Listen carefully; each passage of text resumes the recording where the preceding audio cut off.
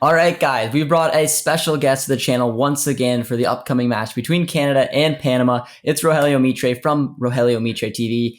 I don't know what shape he's going to be in today, but we're going to find out. So, Rogelio, how you doing, my man? Oh man, I'm doing all right. It still feels unreal, man.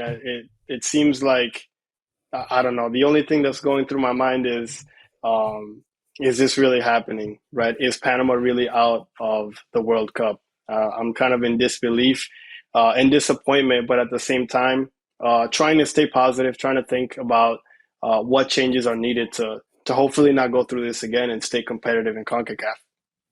Yeah, you guys obviously qualified for the World Cup last time out, which was a huge accomplishment. You guys looked like you were on pace. But aside from the massive turnaround from Costa Rica, it looked like the top four were pretty much settled. And we were talking about your manager being one of the best managers in CONCACAF, and just a bit of a collapse. So I guess we're gonna start it with there and just walk me through the window, because I know we're talking with you before. You felt relatively good going in. You thought there was still a decent chance. You had the lead by a point on Costa Rica. So I guess walk me through the first match, which is disappointment, and then obviously you went to the U.S. game, and tell me a little bit about that. Yeah, so I mentioned it in some of the other videos, right? When we went into this window, the game plan was as follows. We have a game at home versus Honduras, and then we have two very difficult teams, the US and Canada. And the matchup for Costa Rica was very similar. They had El Salvador, they had to visit El Salvador, but they still played US and Canada at home. So my thought, and I mentioned it in my video, I don't know if I touched on it in CONCACAF Council, but in my head, that was the plan. We beat Honduras at home, which we had already done away. We turned the game around when we went to San Pedro Sula. And hopefully Costa Rica can lose versus El Salvador. I was assuming they would lose versus Canada.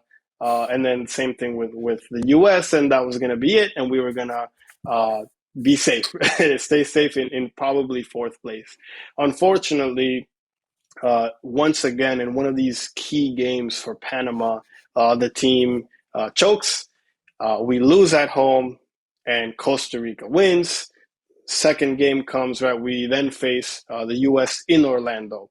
A very nerve-wracking game. Last time we went to Orlando in 2017, we got beat pretty bad. Christian Pulisic made our defensive line look like a bunch of retired 40-year-old versus, a speedy 20-year-old. Christian Pulisic was on fire. And my worst nightmare was a repeat of 2017. Unfortunately, that's exactly what happened. This time, a 5-1 defeat, for Panama. And Costa Rica, on top of that, wins at home versus Canada, essentially putting the last nail in the coffin.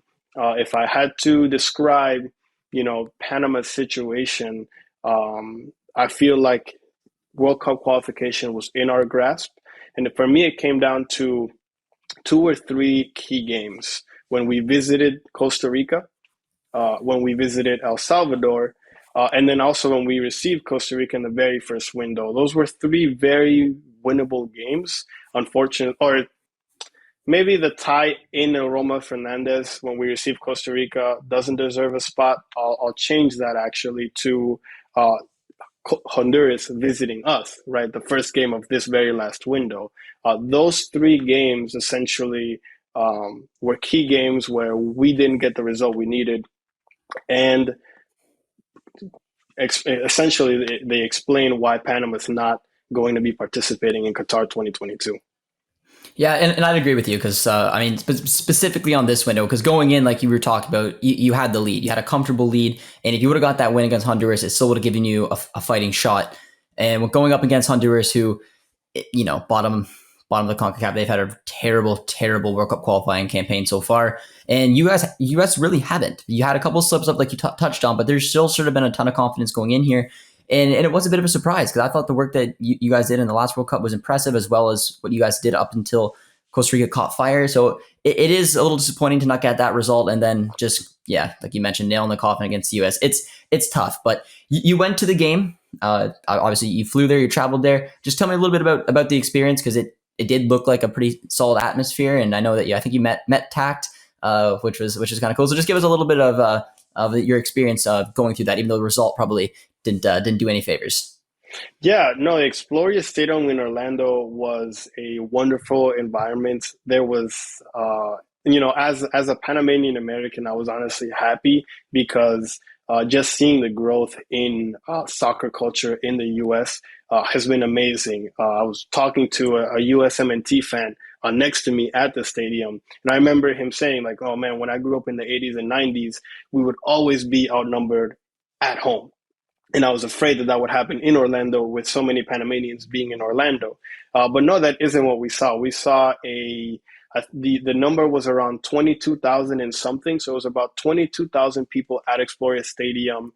People were going crazy. U.S. flags, U.S. fans everywhere. A few Panamanians, including myself, sprinkled there. But what was great is it was a great environment. People were happy. People were cheering on the USMNT. And I went with my whole family and my 7 month baby, and we didn't receive any sort of hostile comments. We didn't feel threatened at all, or no one made fun of us either. Like people saw that we were obviously wearing our Panama kits, but they smiled.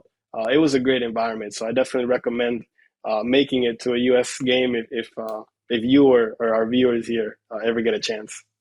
And just for our region in general, I mean, some of the things that's gone on, it's really encouraging to hear that that going out of your way, having the cojones to put on your Panama kit and rock your country proud, and then just to not have to deal with stick or feel anything like that. So that's good for them. It's a really encouraging thing because CONCACAF in this region has definitely had troubles, and obviously we know exactly where we're going with that. But that is very good to hear. So I guess let's kind of paint a picture, because going into this window for Canada, topping the group and going undefeated was, the goal. Unfortunately, Costa Rica ended the undefeated journey, but going into this final match against Panama, I was expecting Panama to be fighting for their lives for the way Costa Rica did for the World Cup. Now that that's done, I'm curious to see how we're going to kind of paint this match, because really Canada, I know they're basically topping the Ocho. I've come out and said I believe that they are going to top the Ocho, but there is a goal difference. So I mean, if, for example, US win 3-0, Canada loses 2-0, they could swap. A little bit unlikely going in, but I want to get an idea of what the Panamanian mindset is at right now. So we're gonna turn it over to you and kind of say basically about any noticeable absences, whether anyone's suspended, players going to be potentially like Jamaica did, not making the match. So kind of give me where the mindset of Panama is at right now. Yeah, so in terms of suspensions, both the players that we received three yellow cards in the U.S. game. Eric Davis and Anibal Godoy specifically already were suspended a match. They had basically, it's their third yellow card. So as far as, unless there's some kind of like additional rule, they should be good for our next game. Honestly, as you can imagine, everyone is very mad at the fact that we're out of the World Cup. So today, Panamanian Twitter has just been filled with the debate of whether or not we should sack our head coach. I don't think that will happen, at least within the next few days. I think if we do replace our coach, it'll be after the World Cup qualifying is over. But in terms of what our mindset is, honestly, it's hard to tell. Obviously, the team is devastated. There's a lot of pressure on the Panamanian Federation. Me personally, I don't think our head coach will be fired just because we lost Hernan Dario Gomez under his current coach, the coach that took us to our first World Cup. And after he was gone and we replaced him eventually with Christensen, the goal was to have a long-term project, not just for this qualifying window, but for the next one, to basically not only have a new generation of soccer players after the retirement of our key players like Blas Perez, Gavilan Gomez, Gabriel Gomez, Felipe Baloy, other famous players. The goal was to have a new generation, but also to have a new style and build something new in Panama, right, for our football team, soccer. With that being said, I don't think Christensen will be fired because we're looking at the long term. Now, unlike El Salvador with Hugo Perez, the goal was always 2026 and they're obviously, just doing the best they can in this window. It's something similar for us, but unlike El Salvador, reaching the 2022 World Cup was very much a part of our objectives. It was realistic for us to reach Qatar 2022, and up until recently, we were very much, on target to reach that objective.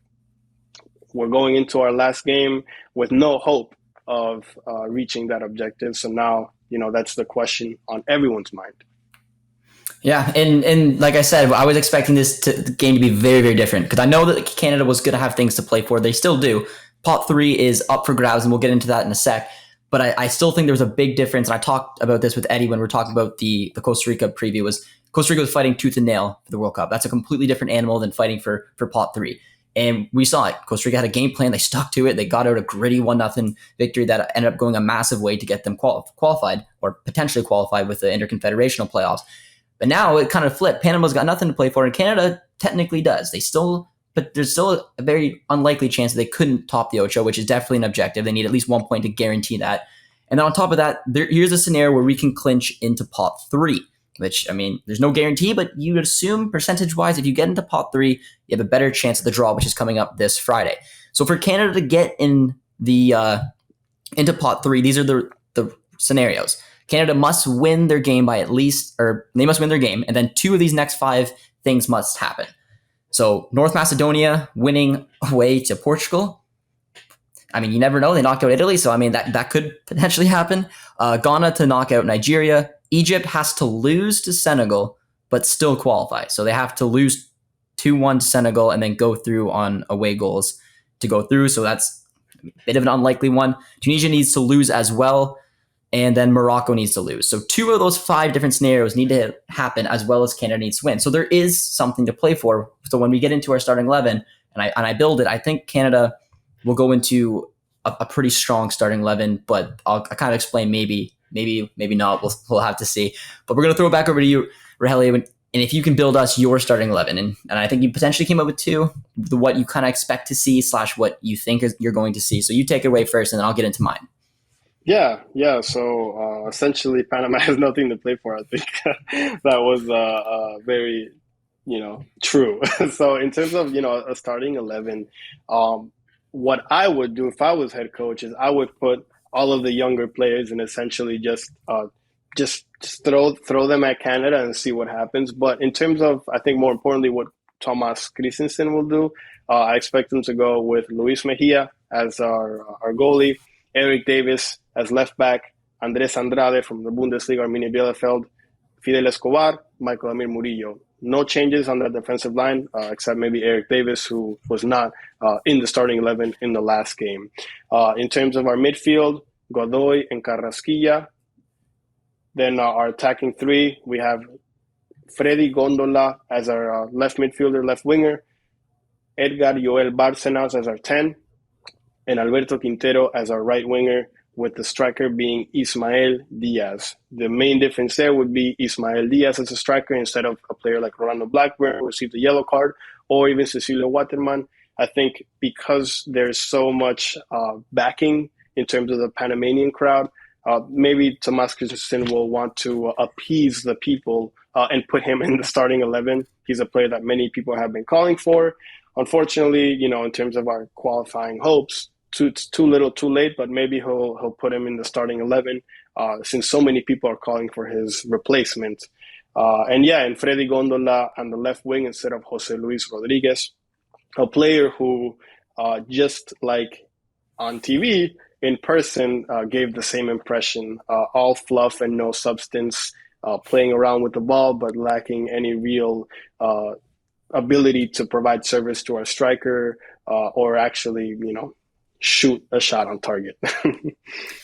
Yeah, and that's the interesting thing, because you saw this. It's not really a like for like, but it kind of is. Italy, if they would have won, they would have played in the final. They lost, and they sent a bunch of players home, and they're going to have a very young, shaken up starting 11 because the match doesn't matter. You guys are still technically a CONCACAF World Cup qualifying game, even though it does matter. So I'm curious to see as well if some of the younger players are going to get an opportunity to shine. And that's a little bit of the debate I'm going through right now. I feel like because when we're recording right now, we don't know what's going to happen with those other scenarios I talked about earlier.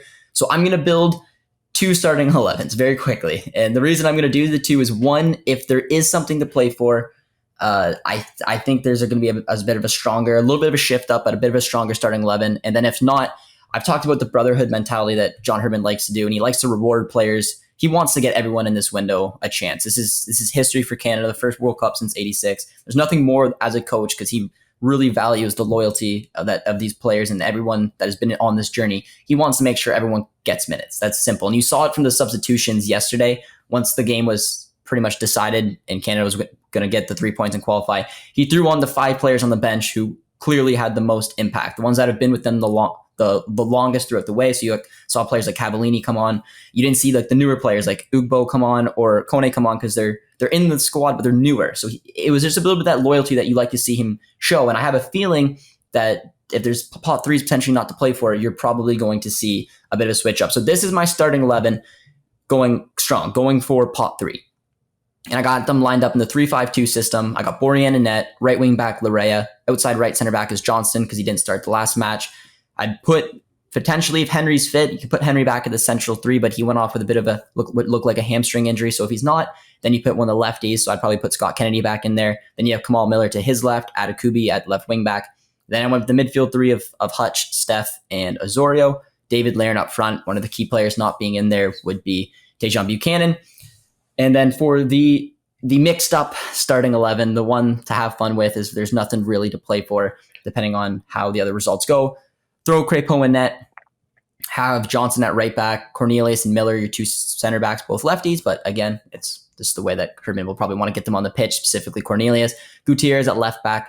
Do have probably Junior Hoylett at right mid, Liam Miller at left mid, Fraser and Kone as your 2 center mids, Cavallini and Ugbo up front. So literally making sure that everyone has an opportunity to pretty much start, play, and reward all these players that are going to be here. So again, as we're recording, we don't fully know what's going to happen, but those could be 2 drastically different starting 11s, and we're going to have to see what John Herdman does. I think no matter what, it might be just a mixture of both. I think there's going to be a pretty strong starting 11, but sprinkled in there a little bit of squad rotation. But it's interesting. If you guys want to try to build your starting 11, how you think Herdman's going to address the game, do so in the comments. So, Raheli, we're going to throw it back to you, and I'm going to ask you to put in a key player. One key player for Panama that you think is going to make a difference, who has an opportunity to shine. If they're going to win the game, where do you think is it going to be a big save? Is it going to be a goal, defensive showing? Who's going to be the one player you want to highlight for Panama for this upcoming match? Yeah, for me, it would be Adalberto Carrasquilla. You'll recognize him, honestly, as soon as you see him. He's the Panamanian player with the big afro. He's just a great player. He's a box-to-box midfielder. He obviously contributes a lot on offense. Lately, he's been improving his defensive game as well. And yeah, I see him being an important player. He's currently playing for the Houston Dynamo in MLS.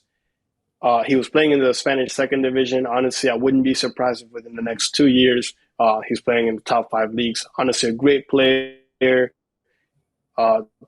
We'll see how John Herdman decides to put his midfield, because he could be a player that, if he is in the starting 11, can definitely slice and dice in the midfield and be just a fun player to watch. So that's what I'd watch out for. It's a fair pick, and for me, I'm gonna go not your usual your Buchanans, because I didn't put him in my starting 11. Your Larens, any of those guys. I'm gonna put a player because I want him to make a statement. I'm gonna put Richie Larea, because not only has he had an excellent window so far, but since his January transfer to Nottingham Forest, he has not stepped foot on the pitch for Nottingham Forest. So I feel like getting the opportunity to just simply play again in these type of important matches, and the fact that since he hasn't played, he still played the amount of minutes he did so far and looked incredible doing so, playing on the left-hand side, playing on the right-hand side. I think he's putting a statement back home. Being like, look what you're missing out on right now. Give me an opportunity to get in this team. I'm helping Canada go to the World Cup. So I think he's not done yet. I think if he gets the start, I think he's going to be doing exactly what he's done the other 2 games, going down either the right or left, creating chances, and just having fun with it. He was all smiles. He's been an amazing player for the Canadian national team. And me personally would desperately just like to see him get some minutes in the championship. It's why he did the move. And I personally think it's time. So I feel like he's the one on top of it all that has a little bit extra to put in for this match. So Raheli, we really appreciate you coming on, my man. And we got one final question, and you probably know where it's going, but how do you see this one playing out? What's your score prediction? And maybe just touch a little bit on the atmosphere for everyone in there, about maybe a good atmosphere / what atmosphere you might expect to see, considering that there's not much to play for. Yeah, considering, we're a country that is still developing its soccer culture, I would not be surprised if we don't have a full stadium.